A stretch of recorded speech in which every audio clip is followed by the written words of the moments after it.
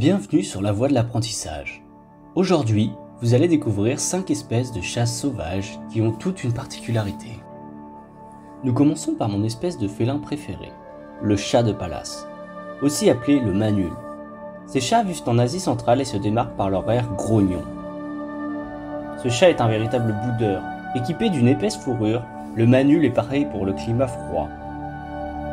Ses pattes qui dépassent à peine et sa tête qui ne bouge pas lui confèrent une démarche singulière. Ce petit prédateur est le félin qui possède en moyenne le plus petit territoire. Cependant, il le défend très activement et n'est pas apprivoisable. En raison de sa taille, le manul est la proie de nombreux prédateurs. Il se cache parmi les rochers pour leur échapper. Ce qui le rend adorable, il se blottit en boule et met sa queue touffue devant sa tête pour s'endormir.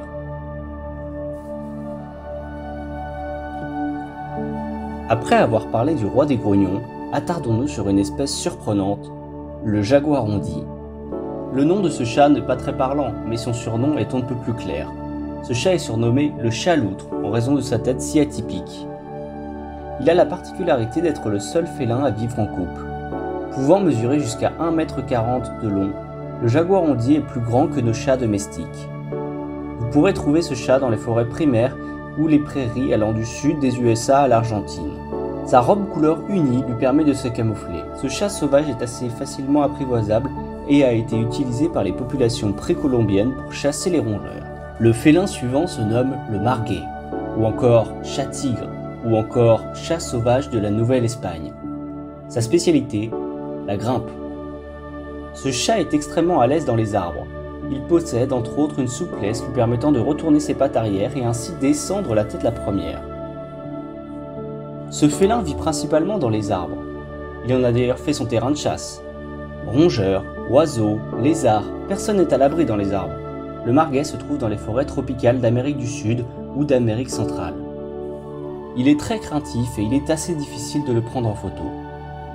Son pelage tacheté lui permet de se camoufler parmi les feuilles et de bondir sur sa proie. Après avoir vu un chat qui se prend pour Spider-Man, nous allons nous tourner vers les eaux marécageuses de l'Asie du Sud-Est.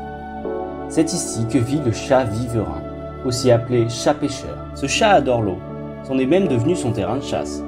Poissons, amphibiens, crustacés et même des canards. Ses techniques de chasse sont diverses. Il peut chasser le poisson comme les ours en le sortant à coups de patte ou attendre que la marée crée des trous d'eau dans lesquels ses proies seront piégées. On l'a même vu directement nager et attraper les canards du Pakistan avec ses pattes. Le prochain chat vit dans les zones désertiques. Il s'agit du chat des sables. Ce chat est assez petit et est de couleur sable avec des marques. Il possède une ouïe vraiment développée, même parmi les félins. Il s'est remarquablement adapté à son environnement.